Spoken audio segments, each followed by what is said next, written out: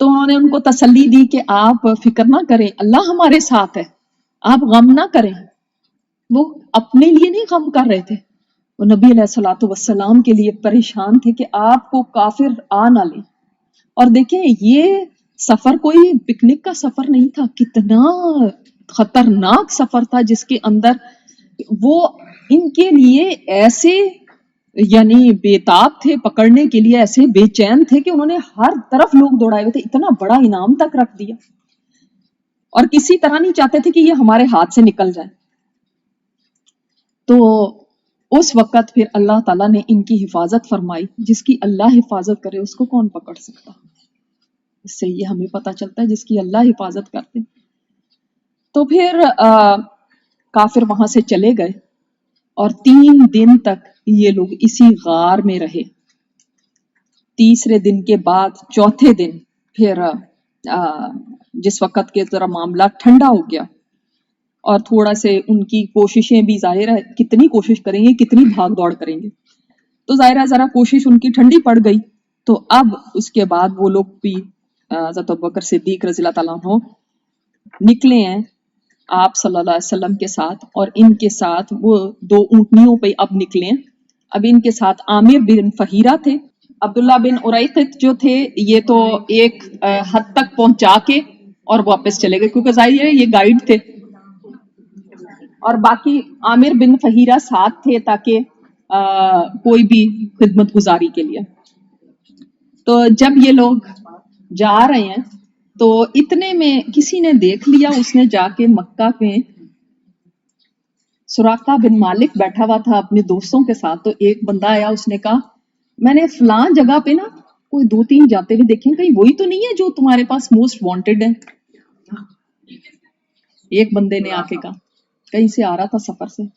اب سراقہ کے ایک دم کان کھڑے ہو گئے اور اس کو لالچ آیا اور اس نے سوچا کہ یہ نہ ہو کہ سارے ہی چل پڑے۔ اس نے کہا نہیں نہیں وہ تو میرے ہی بندے ہیں وہاں پہ دیکھنے کے لیے گئے ہیں تاکہ کوئی بھی نہ جائے۔ اچھا ان کو اس طرف سے بے پرواہ کر کے وہ گھر گیا، اس نے گھوڑا پکڑا اور تیزی سے گھوڑا دوڑاتا ہوا اس طرف گیا جس طرف کے اس بندے نے بتایا تھا کہ میں نے 3 لوگوں کو دیکھا۔ تو سراقہ کہتا ہے کہ جب میں نے ان کو دور سے دیکھا نا، سبحان اللہ، اللہ اکبر، اللہ اکبر، دیکھ رہا ہوں کہ ایک جو آدمی ہے کبھی آگے جاتا ہے کبھی پیچھے جاتا ہے، کبھی آگے جاتا ہے کبھی پیچھے جاتا ہے۔ آپ صلی اللہ علیہ وسلم پوچھ رہے ہیں کون ہے یہ؟ ابوبکر صدیق آپ صلی اللہ علیہ وسلم پوچھ رہے ہیں اے ابوبکر کیوں تم کبھی آگے جاتے ہو کبھی پیچھے؟ کہ فرمایا کہ میں سوچتا ہوں جب کبھی آگے جاتا ہوں تو سوچتا ہوں کہیں پیچھے سے آ کے کوئی آپ کے اوپر حملہ نہ کر دے، جب پیچھے جاتا ہوں تو سوچتا ہوں کہ دشمن آگے سے آ کے آپ کے اوپر حملہ نہ کر دے، تو بے چین ہے کبھی آگے کبھی پیچھے۔ سراقہ کہتا ہے ایک بندے کو دیکھا، باقی جو 2 ہیں وہ آرام سے جا رہے ہیں اور ایک ہے وہ قرآن کی تلاوت کر رہا ہے۔ ابوبکر صدیق رضی اللہ تعالیٰ عنہ فرماتے ہیں کہ جب دیکھا کہ ایک آدمی پیچھے آ رہا ہے اور چند نیزوں کا فاصلہ رہ گیا تھا، مطلب اتنے سے وہاں تک سمجھ لیں جہاں پہ آپ اینڈ میں بیٹھے ہیں، چند نیزوں کا فاصلہ رہ گیا، تو اتنا گھبرا گیا کہ کوئی آ گیا پیچھے۔ آپ صلی اللہ علیہ وسلم نے وہ دعا پڑھی، اللہم اکفینیہم بما شئت، اللہ تعالیٰ ہمارے لیے کافی ہوگا جیسے تو چاہتا ہے، جیسے بھی کر اس کو تو ہمیں ہماری حفاظت کر۔ تو سبحان اللہ ہوا یہ کہ سراقہ کا جو گھوڑا تھا حالانکہ سخت پتھریلی زمین تھی، اس کا گھوڑے کے پیر اندر دھس گئے، اب وہ گھوڑا نکل نہیں رہا اس سے اور وہ آگے جا رہے ہیں۔ تو اس نے کہا کہ ضرور کوئی معاملہ ہے، اس نے اپنے تیر نکالے، وہ اس وقت نا فال نکالتے تھے تیروں سے، اس نے اپنے تیر نکالے اور تیر پھینکے کہ میں جاؤں کہ نہیں جاؤں، تو جو تیر نکلا وہ یہ تھا کہ مت جاؤ، اللہ کی مدد۔ اس نے کہا نہیں، پھر بھی اس نے کہا نہیں، اتنا لالچ تھا نا کہ میں جاؤں گا ضرور، پھر اپنے گھوڑے کو سنبھالا، نکالا، پھر گیا آگے، پھر آگے جا کے گھوڑے کے پیر دھنس گئے۔ کہتا ہے اس وقت مجھے پتا چل گیا ان کا معاملہ جو ہے ساری دنیا میں پھیل کے رہے گا۔ وہیں پہ رک گیا اور اس نے پکارا آپ صلی اللہ علیہ وسلم کو اور اس نے کہا کہ میں واپس چلا جاؤں گا، میرے لیے دعا کیجیے اور مجھے امان دے دیں۔ سو انٹیلیجنٹ، اس کو پتا تھا کہ ان کا معاملہ ساری دنیا میں اب پھیل جائے گا، تو کسی دن تو یہ فاتح ہو جائیں گے، ضرور اللہ ان کے ساتھ ہے، تو مجھے امان دے دیں، مجھے امان لکھ دیجیے کہ آپ مجھے امان دیں گے۔ آپ صلی اللہ علیہ وسلم نے فرمایا ہم تمہیں امان دیں گے۔ تو پھر ابو بکر صدیق رضی اللہ تعالیٰ عنہ نے فرمایا کہ تم واپس چلے جاؤ. اس نے کہا میں واپس چلا جاتا ہوں، بس آپ مجھے امان دے دیں. آپ نے امان دے دی تو ابو بکر صدیق رضی اللہ تعالیٰ عنہ نے فرمایا کہ ہمارا معاملہ جو ہے نا کسی کو جا کے بتانا نہیں. اس نے کہا کہ میں نہیں بتاؤں گا. جب وہ پیچھے پلٹنے لگا آپ صلی اللہ علیہ وسلم نے فرمایا اے سراقہ وہ کیا وقت ہوگا جب کسرا کے کنگن تمہارے ہاتھوں میں ہوں گے.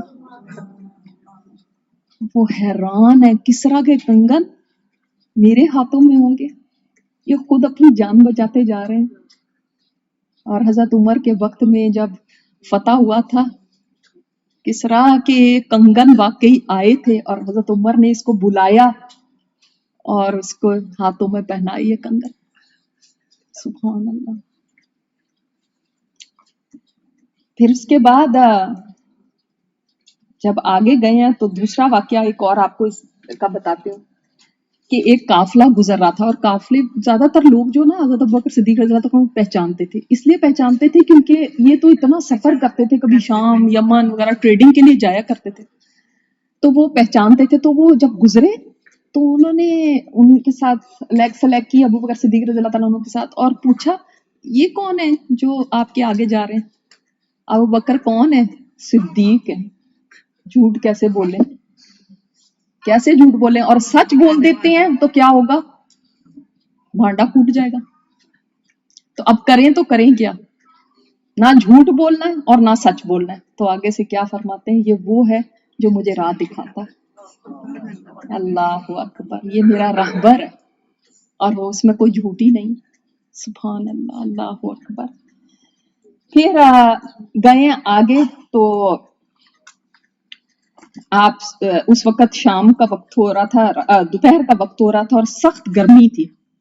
اور اس وقت ایک چٹان قریب تھی، وہاں پر جا کے ابو بکر صدیق رضی اللہ تعالیٰ عنہ نے اس میں ایک سائے کی جگہ ڈھونڈی اور آپ صلی اللہ علیہ وسلم کو وہاں پہ آرام کرنے کے لیے بٹھا دیا. آپ صلی اللہ علیہ وسلم وہاں پہ کچھ دیر کے لیے لیٹ گئے اور یہ گئے کہیں سے جا کے میں کچھ سامان لے کر آؤں کچھ کھانے پینے کا. تو دیکھا کہ ایک گڈریا جا رہا تھا. اس سے پوچھا یہ بکریاں کس کی ہیں؟ اس نے کہا فلاں بندے کی. پھر پوچھا کہ کس میں سے کوئی دودھ دیتی ہے؟ تو اس نے کہا کہ ہاں یہ دودھ دیتی ہے. انہوں نے اس سے کہا کہ تم اپنے ہاتھ صاف کرو اور پہلے بکری کے تھنوں کو گرد و غبار سے اچھی طرح پاک کرو، صاف کرو، اور پھر اس کا دودھ نکالا، پھر ٹھنڈا کیا، پانی ملایا اس میں، ٹھنڈا کیا اس کو، اور پھر آپ صلی اللہ علیہ وسلم کو جا کے دیا کہ آپ یہ نوش فرمائیں. یہ ایک واقعہ. اب سارے آپ واقعات نا تھوڑی تھوڑی ہیڈنگ کے ساتھ لکھتے جائیے. پھر آپ کو پتا ہے کہ مشہور واقعہ ام معبد کے ساتھ جو راستے میں ام معبد کا گھر آتا تھا، وہ ایک ہی گھر تھا. جیسے کوئی بدو لوگ رہتے ہیں نا ڈیزرٹس کے اندر، کوئی ایک آدھ کچا مکان آپ کو پتا ہے ہوتا ہے کہیں. تو ام معبد وہ خاتون ہیں جنہوں نے وہ اشعار کی کہے آپ صلی اللہ علیہ وسلم کے بارے میں کہ جو آج بھی آپ سیرت کی کتابوں میں دیکھیں گے کہ آپ کا حلیہ مبارک کیسا تھا، آپ کی شکل کیسی تھی، آپ کیسے تھے. تو وہ گھر میں اکیلی تھی. یہ دونوں جب پہنچے ابو بکر صدیق رضی اللہ عنہ اور آپ صلی اللہ علیہ وسلم، تو وہ پوچھا کہ کچھ ہے آپ کے پاس کھانے پینے کو، ہم مسافر ہیں. اس نے کہا کہ میری بکریاں تو وہ چرانے کے لیے لے کر گئے ہیں اور میرے پاس تو گھر میں کچھ بھی نہیں ہے. پوچھا کوئی اور بکری ہے؟ اس نے کہا یہ ایک بکری ہے لیکن اس کا بھی دودھ سوکھ چکا ہے. تو آپ صلی اللہ علیہ وسلم نے فرمایا اگر تم اجازت دو تو ہم اس کا دودھ دھو لیں. اس نے کہا آپ دیکھ لیں. آپ نے بسم اللہ پڑھی اور اس بکری کا دودھ نکالا تو پورا برتن بھر گیا. جب برتن بھر گیا سبحان اللہ، تو ابو بکر صدیق رضی اللہ عنہ کو دیتے ہیں کہ آپ پئیں. فرمایا نہیں آپ پئیں. آپ صلی اللہ علیہ وسلم نے پیا. پھر آپ نے ابو بکر صدیق کو دیا، آپ پئیں. کہتے نہیں آپ پئیں. پھر تیسری دفعہ اسی طرح ہوا. آپ صلی اللہ علیہ وسلم نے فرمایا آپ پئیں. انہوں نے فرمایا نہیں آپ پئیں. پھر ابو بکر صدیق رضی اللہ تعالیٰ عنہ فرماتے ہیں میرے محبوب نے پیا اور میں نے دیکھا اور میرا پیٹ بھر گیا. اللہ اکبر. ایسی خوبصورت باتیں ہیں ان کی محبت کی کہ انسان سوچتا ہے کہ کیا محبت تھی. پی وہ رہے ہیں، پیٹ میرا بھر گیا.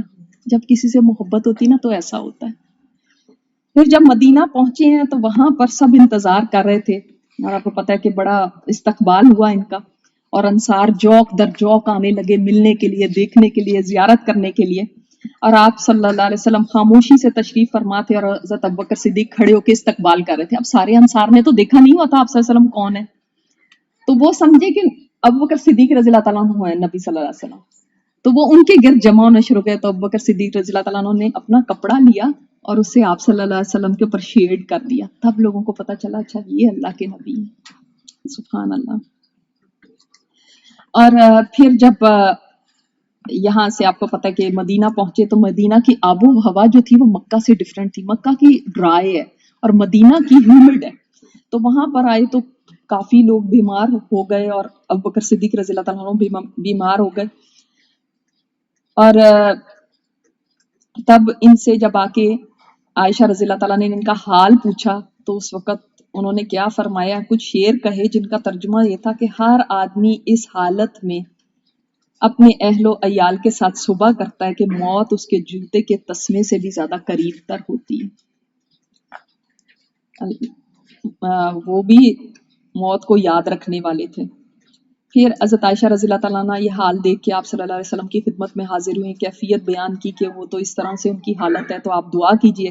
آپ صلی اللہ علیہ وسلم نے پھر یہ دعا کی تھی کہ اللہ تعالیٰ تو مکہ کی طرح بلکہ اس سے بھی زیادہ مدینہ کی محبت ہمارے دلوں میں پیدا کر دے اور اس کو بیماریوں سے پاک کر دے اور اس کے سار مد میں برکت دے دے اور اس کے وبا کو منتقل کر دے یہاں سے جوفا کی طرف. تو آپ کو پتا ہے پھر تب سے آپ دیکھ لیں سب کی محبت مدینہ کے لیے کتنی ہے اور دل کیسے کھنچتا ہے مدینہ کی طرف. اور اللہ تعالیٰ نے وہاں پہ بھی برکت اسی طرح رکھ دی ہے جیسے کہ مکہ میں رکھی ہے. پھر اس کے بعد جیسے کہ میں نے آپ کو بتایا کہ مسجد نبوی کی تعمیر کا جب وقت آیا تو انہوں نے ہی وہ جگہ خرید کے دی تھی جو کہ مسجد کی تعمیر کے لیے تھی. اس کے بعد انہوں نے جب مدینہ آ گئے تو انہوں نے آپ صلی اللہ علیہ وسلم سے درخواست کی کہ آپ اپنی بیوی کی رخصتی کر لیں. حضرت عائشہ رضی اللہ تعالیٰ عنہ کی تو آپ نے فرمایا کہ میرے پاس تو مہر دینے کے لیے پیسے نہیں ہیں. تو خود ایز اے فرینڈ آپ صلی اللہ علیہ وسلم کو پیسے دی کہ آپ یہی دے دیں، یہی مہر. سبحان اللہ، اپنی بیٹی کے لیے خود دے رہے ہیں. پھر اس طرح ہمیں پتہ چلتا ہے کہ آپ کا مقام اور مرتبہ اتنا زیادہ تھا کہ ایک دن نبی علیہ الصلوۃ والسلام نے پوچھا صحابہ کرام سے کہ آج کون ہے جو کہ روزہ رکھے ہوئے. تو کوئی اور نہیں بولا، صرف ابوبکر صدیق رضی اللہ تعالیٰ عنہ نے فرمایا کہ میں نے روزہ رکھا ہوا. پھر پوچھا کون ہے جو آج کسی جنازے میں شریک ہوا، تو فرمایا میں. پھر آپ نے پوچھا کہ کون ہے جو جس نے کسی مسکین کو کھانا کھلایا، ابھی صبح کا وقت تھا، فرمایا میں نے. پھر آپ نے پوچھا کون ہے جس نے آج کسی مریض کی عیادت کی ہے، فرمایا میں نے. تو آپ صلی اللہ علیہ وسلم نے فرمایا جس میں یہ ساری نیکیاں جمع ہو جائیں، دیکھیں کسی نے تو ایک کام کیا ہوگا، کسی نے دوسرا کیا ہوگا، کسی نے تیسرا کیا ہوگا، انہوں نے سارے ہی کام کر لیے تو فرمایا وہ جنت میں داخل ہوگا. تو اس سے ہمیں پتہ چلتا ہے کہ نیکیوں میں خیر کے کاموں میں کیسے سبقت لے جانے والے تھے.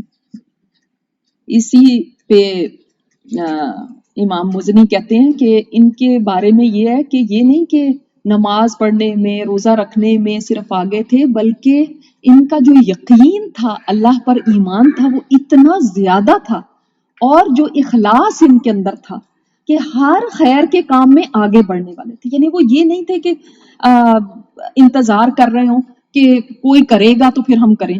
ہم کیسے کام کرتے ہیں، ہمارا کام کا طریقہ یہ ہوتا ہے کہ ہم دوسروں کو دیکھتے ہیں، سوچتے ہیں اچھا وہ کر رہی ہے تو پھر میں کر لیتی ہوں، یا دوسروں سے ہمیں آئیڈیا آتا ہے کہ اچھا آج کل سارے یہ چیز کر رہے ہیں تو چلو ہم بھی کر لیتے ہیں. لیکن وہ ایسے نہیں تھے، وہ لیڈ کرتے تھے. انہوں نے اپنے سٹینڈرڈز اتنے ہائی رکھے تھے کہ ان کو کسی کی ضرورت نہیں تھی کہ کوئی لیڈ کرے تو ہم اس کے پیچھے چلیں. وہ خود آگے بڑھنے والے تھے. ایسے ہی تو نہیں سابقون الاولون میں. اسی طرح نبی صلی اللہ علیہ وسلم نے ایک دفعہ فرمایا کہ جس نے اللہ کے راستے میں جوڑا دیا، یعنی دو چیزیں دی، اسے جنت کے دروازوں سے پکارا جائے گا، اے اللہ کے بندے یہ تیرے حق میں بہت بہتر ہے. نمازیوں کو جنت میں نماز کے دروازے سے پکارا جائے گا، مجاہدین کو جہاد کے دروازے سے پکارا جائے گا، صدقہ و خیرات کرنے والوں کو صدقے کے دروازے سے، اور روزے داروں کو باب الریان سے پکارا جائے گا. ابو بکر صدیق رضی اللہ تعالیٰ عنہ نے فرمایا کہ کتنے اچھے وہ لوگ ہیں جن کو پکارا جائے کہ جنت کے دروازوں سے ان کے نام لے کے کہا جائے کہ ادھر سے آئیں ادھر سے آئیں. تو پوچھا کہ یا رسول اللہ کوئی ایسا بھی ہے کہ جس کو سارے ہی دروازوں سے پکارا جائے؟ فرمایا ہے ابو بکر مجھے امید ہے کہ وہ خوش نصیب تم ہو کہ یعنی اس دن کیا عالم ہوگا. حالانکہ کوئی فرق نہیں پڑتا اگر ایک دروازے سے بھی کوئی چلا گیا، جانا تو جنت میں ہے، لیکن ان کا آنر دیکھیں کہ ہر دروازے سے کہا جائے ابو بکر صدیق آپ ادھر سے آئیں، ابو بکر صدیق آپ ادھر سے آئیں. کتنا بڑا آنر ہے. اسی طرح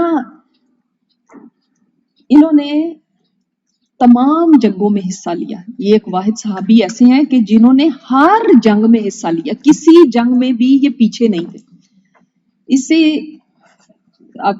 جنگ بدر کا آپ دیکھ لیں کہ جنگ بدر میں آپ کو پتا ہے 2 ہجری میں جنگ بدر ہو گئی تھی. جس وقت آپ صلی اللہ علیہ وسلم نے پوچھا تھا،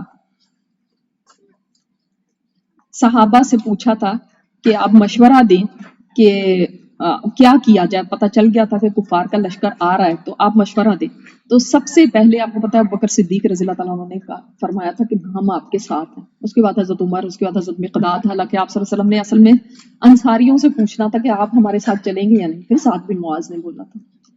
ہر چیز میں آپ دیکھیں گے پہل کرنے والے تھے. اسی طرح جس وقت کے جنگ کا موقع آیا تو آپ صلی اللہ علیہ وسلم کے لیے ایک شامیانہ سے لگا دیا گیا تھا، اس کے نیچے نبی علیہ الصلوۃ والسلام کھڑے ہیں اور اللہ تعالیٰ سے دعائیں کر رہے ہیں، یا اللہ تعالیٰ یہ تیری چھوٹی سی جماعت ہے، اگر آج یہ شکست کھا گئی تو تیرا نام لینے والا اس دنیا میں کوئی نہیں رہے گا. اتنی زیادہ آپ پہ گریا طاری تھا، اتنا زیادہ آپ صلی اللہ علیہ وسلم اللہ تعالیٰ سے رو رو کے دعائیں کر رہے تھے. اور حتیٰ کہ آپ صلی اللہ علیہ وسلم پہ چادر تھی وہ گر گئی تو آگے بڑھے اور چادر آپ کے کندھوں پہ ڈال کے فرمایا بس کر دیں، اللہ تعالیٰ نے آپ کی سن لیا، بس کر دیں، اب کافی ہو گیا، بس کر دیں. پھر امام سیوطی کہتے ہیں کہ سبحان اللہ، یہ وہ جنگ تھی نا جس میں ابھی تک کئی لوگ جو کہ مسلمان نہیں ہوئے تھے اور ان مسلمانوں کے رشتہ دار تھے وہ اس جنگ میں لڑنے کے لیے آئے تھے. اور ان میں ایک بہت بڑا نام کون ہو سکتا ہے کہ ابو بکر صدیق رضی اللہ تعالیٰ عنہ کا عبد الرحمن جو حضرت عائشہ رضی اللہ تعالیٰ عنہ کے سکے بھائی تھے.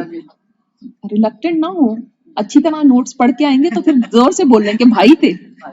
ہاں کانفیڈنس سے بولے بھائی تھے ان کے. ابو بکر صدیق رضی اللہ تعالیٰ عنہ کے بیٹے ام رومان سے جو وہ بھی کافروں کی طرف سے لڑنے کے لیے آئے تھے. اور سبحان اللہ کہ کیسا موقع ہوگا کہ اور وہ بھی بڑے اچھے تیر انداز تھے. تو کیسا موقع ہوگا کہ باپ بھی اس جنگ میں ہے اور بیٹا بھی ہے. اور وہ بعد میں مسلمان ہوئے تھے. تو جب مسلمان ہوئے نا تو کیا فرماتے ہیں اپنے باپ سے کہ ابا جان اس جنگ میں آپ کئی مرتبہ میری تلوار کی زد میں آئے لیکن میں نے آپ کو چھوڑ دیا. تو آگے سے فرماتے ہیں اے عبد الرحمن اگر تو میری تلوار کی زد میں آتا تو میں تجھے نہ چھوڑتا. Can you imagine? اس لیے کہ ان کے لیے ماں باپ، بیٹا بیٹی یہ بعد میں آتے تھے، دین پہلے آتا تھا. ہمارے لیے سب پہلے ہیں، دین آخر میں ہے. دین چل جائے تو چل جائے، نہیں چلے تو کوئی مسئلہ نہیں ہے، اللہ غفور الرحیم ہے، معاف کر دے گا، چھوڑو. باقی سب پیارے ہیں، دین پیارا ایسے نہیں ہے.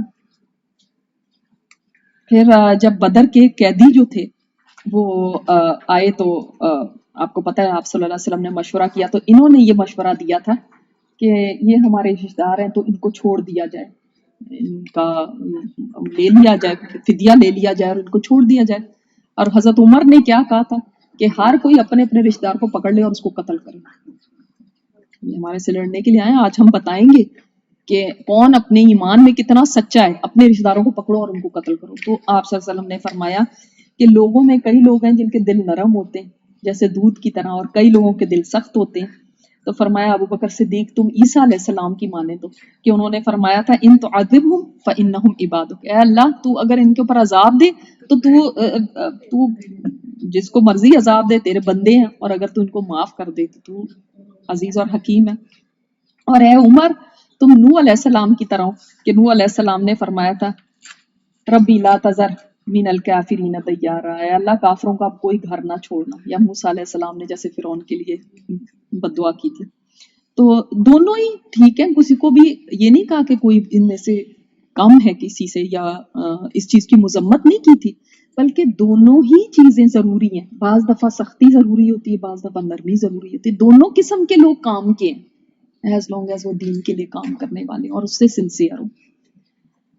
اور آپ کو پتہ ہے کہ غزوہ احد میں بھی اس وقت جب پانسا پلٹ گیا تھا جنگ کا اور مسلمان تتر بتر ہو گئے تھے، تو یہ آپ صلی اللہ علیہ وسلم کے ساتھ تھے اس وقت بھی، اور انہوں نے آپ صلی اللہ علیہ وسلم کا دفاع کیا تھا۔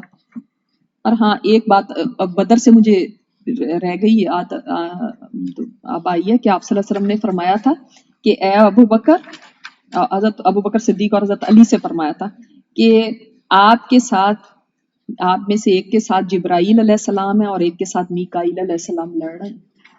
اتنی بڑی بات ہے۔ تو پھر ان کو فدیہ دے کے چھوڑ دیا تھا، اور پھر اس کے اوپر کئی اور اللہ تعالیٰ کی طرف سے بات آئی تھی کہ اللہ تعالیٰ کو یہ چیز سے زیادہ بہتر چیز جو حضرت عمر کا فیصلہ تھا وہ اللہ تعالیٰ کو زیادہ بہتر لگا تھا۔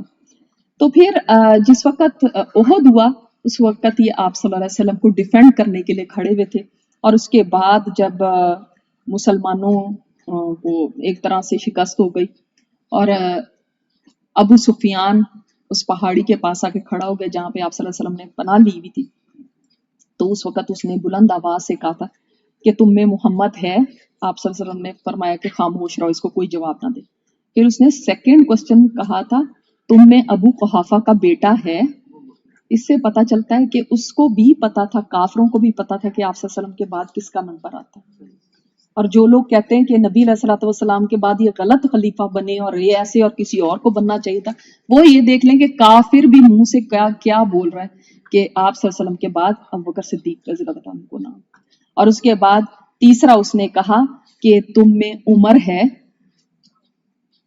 اس سے آپ اس کو دیکھ لیں کہ آپ صلی اللہ علیہ وسلم کے بعد کس کا نام اور کس کے بعد کس کا نام آیا۔ اسی طرح غزوہ بنو مستلق میں جب ہاں ایک اور بات کہ جس وقت آپ صلی اللہ علیہ وسلم نے فرمایا تھا لوگوں سے کہ آپ لوگ جب یہ کافر چلے گئے تھے کہ آپ لوگ جائیں اور ان کا تعاقب کریں، تو ان تعاقب کرنے والوں میں بھی، کافروں کا تعاقب کرنے والوں میں بھی ابوبکر صدیق رضی اللہ عنہ شامل تھے۔